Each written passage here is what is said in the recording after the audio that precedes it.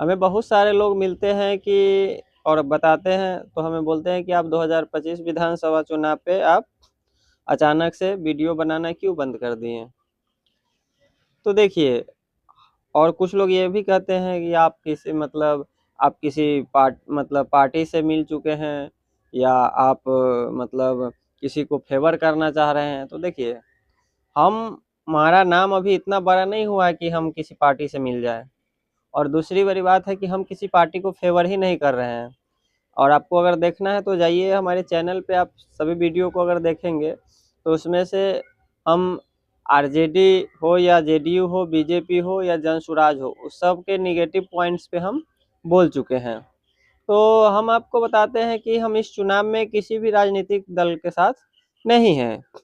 हम युवाओं के जो एग्ज़ाम व्यवस्था है, उनका जो गड़बड़ व्यवस्था था, उनके खिलाफ मेरा अपना एक एक समझ लीजिए तो मतलब एक माहौल जो बनाना है युवाओं के हित में, हम ऐसा सोच रहे थे। लेकिन वो जिस तरह से हम सोचे उस तरह से हुआ नहीं। तो हमारा शुरू से ही फोकस रहा है कि युवाओं को सही समय पे वैकेंसी मिले, ये मेरा पहला प्राथमिकता रहा है। और निष्पक्ष तरीके से मतलब जॉब का जो परीक्षा है ये सब संचालन हो, और स्टूडेंट को, युवाओं को कोई दिक्कत ना हो, मेरा हमेशा से यही मुद्दा रहा है। लेकिन हम जो एक मोमेंट बनाना चाहते थे, एक राजनीतिक व्यवस्था, वो मतलब एक अचानक से कम समय में वो संभव नहीं हो पाया। लेकिन देखिए, सत्ता चाहे जिस किसी भी पार्टी के हाथ में जाए, जिस किसी भी नेता के हाथ में जाए, अंततः अगर आप देखिएगा तो हम किसी भी पार्टी के फेवर में नहीं है, किसी भी नेता के फेवर में नहीं है। लेकिन लोगों से मिलने के बाद, बात करने के बाद, यह सच्चाई है कि आज भी बिहार में नीतीश कुमार जी का इतना ज़्यादा उम्र हो गया है और स्वास्थ्य भी उनका ठीक नहीं रहता है, फिर भी आज भी उनका जो छवि है, जो उनका व्यक्तित्व है, उसको बाकी नेता जो है, बाकी पार्टी के नेता, चाहे वो युवा नेता हो या पुराना नेता हो, वह मतलब मैच नहीं कर पाए हैं। क्योंकि आप अगर नीतीश कुमार जी के शुरुआती कार्यकाल देखेंगे तो वह उनका इम्पैक्ट लोगों पे आज भी है। बाद में वो बाद के टर्म में वो जो जीते 2 बार, तो उसमें वो थोड़ा दल बदल करने में ज़्यादा बिजी हो गए। नहीं तो शुरुआती का जो उनका टर्म का जो कार्यकाल है 7-8 वर्ष 9 वर्ष का, तो वह एकदम मतलब एक होता है ना अतुलनीय, जो अभी तक उस तरह का कोई नेता अभी तक उभरा ही नहीं है जो नीतीश कुमार जी को रिप्लेस कर पाए। फिलहाल हम नीतीश कुमार जी का जो अच्छाई है वही हम बता रहे हैं आपको। तो हम मतलब एक तरफ आप देख लीजिए तो तेजस्वी यादव जी हैं। तो देखिए, तेजस्वी यादव जी ठीक है कि वह युवा नेता है, उनको आगे मतलब एक उभरना था उनको। तो आपको देखिए, सबसे बड़ी बात है कि उनको ऐसा कहा जाता है कि वह नौवीं फेल है। तो देखिए, अगर चुनाव में डिग्री का आवश्यकता होता तो सब मतलब इस तरह का प्रावधान हो गया रहता कि हाँ, मतलब जो हमारे पूर्व मतलब जो हमारे जो पहले के जो विद्वान लोग थे, वो इस तरह का बनाते कानून में। लेकिन वो नहीं बनाए, तो इसके पीछे यह रीज़न है कि देखिए, डिग्री बहुत अच्छी चीज़ है, लेकिन इसमें कभी-कभी क्या होता है ना कि व्यक्ति के पास, जैसे आप गाँव में जाएँगे ना, तो लोगों के पास ना वो मतलब लिखने तक नाम सही से नहीं आता है, लेकिन उनका जो आप बुद्धि का कौशल देखेंगे, उन्हें उनके पास इतना इन्फॉर्मेशन होता है, जानकारी होता है कि आप दंग रह जाएँगे। तो शायद कानून बनाने वालों ने यही देखा कि भाई इलेक्शन में डिग्री का ज़रूरत नहीं है, क्योंकि नेता को क्या करना है? नेता को समाज को समझना है। क्योंकि डाटा जो है उनके पास मंत्री होते हैं ना, तो वो उनको हर डाटा को मंत्री अवेलेबल करा दे, मतलब जो विद्वान जो होते हैं मतलब उनके आसपास, वो अवेलेबल करा देते हैं। और राजा को जो कुछ भी पूछना होता है तो विद्वानों से पूछते हैं कि अरे ये कैसे, ये सब कुछ वो पूछते हैं। तो हर किसी को हर चीज़ का नॉलेज हो ये कोई ज़रूरी नहीं है। तो तेजस्वी यादव जी के पास ठीक है कि डिग्री कम है, मतलब नौ मतलब 9वीं पास हैं, या जो कुछ भी है उनके पास जो भी नॉर्मल डिग्री है, तो उसमें उनको कम से कम यह बयान नहीं देना चाहिए कि मतलब हम हर घर सरकारी नौकरी दे देंगे। तो बिहार में तकरीबन 2.25 करोड़ के आसपास घर हैं। तो आप इस तरह का, और इसमें मतलब एक अजीत अंजुम जी का इस तरह का हम कुछ वीडियो देख रहे थे मुकेश सहनी के साथ। तो वह बहुत ही बोले कि अगर किसी भी तरह वेतन कम बेस ये सब भी अगर करके सेटलमेंट किया जाए, हर घर सरकारी जॉब, तो उसमें 9 लाख करोड़ का बजट होता है। और बिहार का बजट तो वही मतलब 3,17,000 करोड़। तो ये 9 लाख करोड़ का मतलब उसमें कहता है, मतलब एक था कि बजट का जो एकदम इस तरह असर पड़ेगा। तो कहाँ 3,17,000 करोड़ का बजट, और कहाँ 9 लाख करोड़ का बजट। तो ये बड़ा ना मतलब बड़ा मुश्किल है ये, मतलब इस डाटा को ये थोड़ा मतलब इस तरह की घोषणा नहीं करना चाहिए। और ये यही कारण है कि जो पढ़ा लिखा वोटर है ना, वो तेजस्वी यादव जी को वोट नहीं देना चाहता है।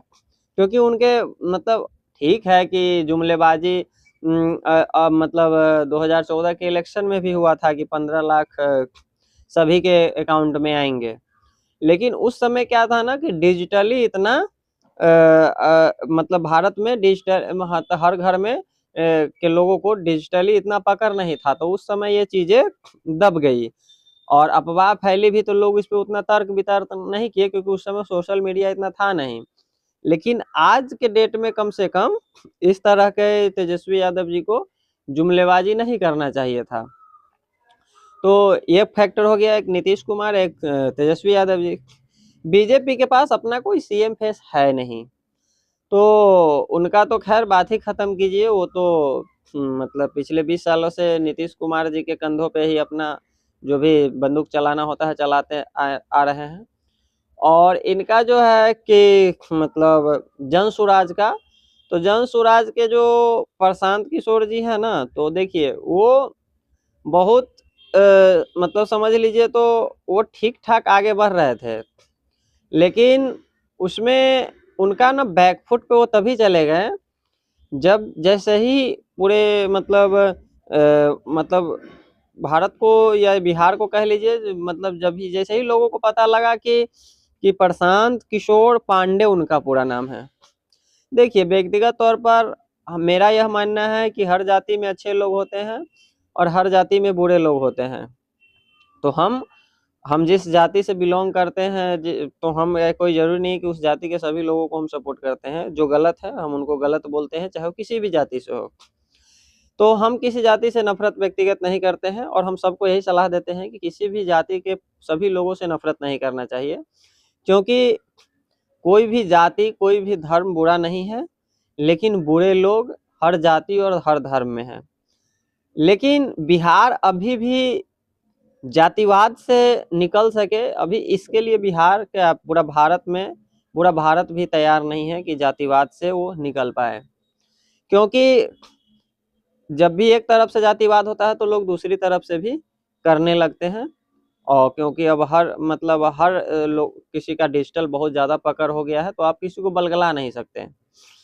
तो बिहार में क्या पूरे देश में जातिवाद है, तो बिहार में जैसे ही पता लगा ना कि प्रशांत किशोर पांडे पूरा नाम है, तो हम आप बताते हैं कि हम हर हर जगह लोगों से मिलते जुलते रहते हैं। तो हम ये जो भी हमारा एक छोटा सा एक अपना एक लोगों से मिले हैं, तो उसमें निकल के आया कि वो बैक फुट पर तभी ही चले गए थे। लेकिन इसके बावजूद भी युवा उन पे रिक्स लेता।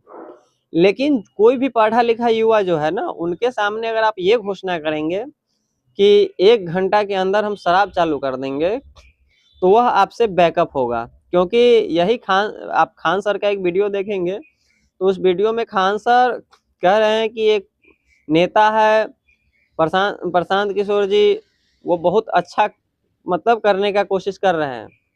लेकिन जैसे ही वो बोले कि 1 घंटा के अंदर दारू चालू कर देंगे, तो उन्हीं खान सर का फिर से एक वीडियो आया जिसमें बोलते हैं बताओ वो मतलब ये कोई मतलब राजनीति हुआ कि बोलता है कि इस सत्ता में आने से 1 घंटा के अंदर ही शराब चालू कर देंगे। तो यह चीज अब खान सर जब वीडियो बना दिए, जब खान सर आपको प्रशंसा किए तो युवा आपके साथ कनेक्ट हो गया। लेकिन जैसे ही खान सर उस दारू पे आपका निंदा किए, तो क्योंकि खान सर तो एकदम लगभग टाइम वो निष्पक्ष ही रहते हैं, जो सही होता है वो सही बोल देते हैं, जो गलत होता है वो गलत बोल देते हैं।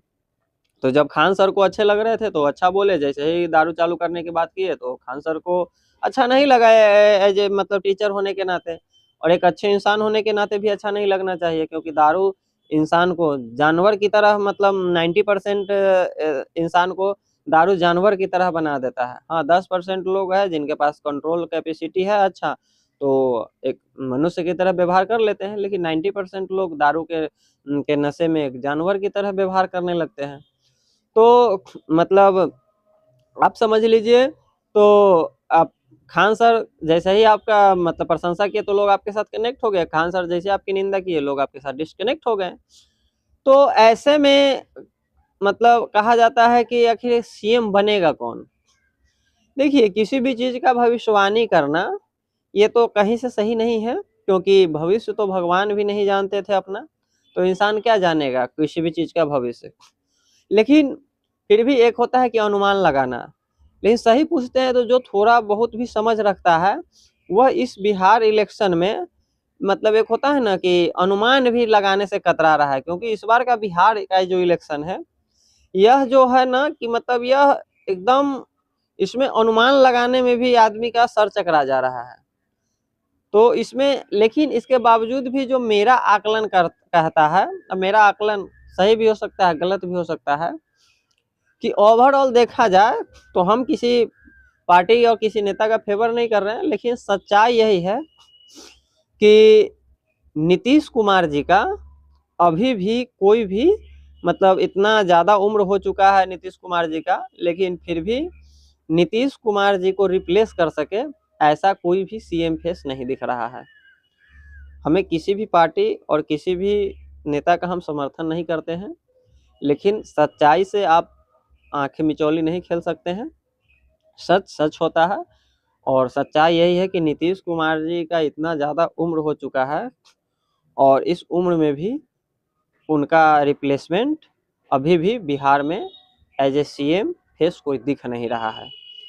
तेजस्वी यादव जी अगर वह सच में रिप्लेस कर सकते थे तो वो नौमा पढ़े हैं, यह बड़ी बात नहीं है, लेकिन एक नेता, एक शिक्षक और एक पत्रकार, इन तीनों के का ना उनका भाषा जो है, उनका व्यक्तित्व जो है, उनका शब्दों को अपने बातों को रखने का जो एक मतलब सभ्य तरीका होता है, एक शालीनता होता है, जो एक गंभीरता होता है, वो आज भी तेजस्वी यादव जी में नहीं है।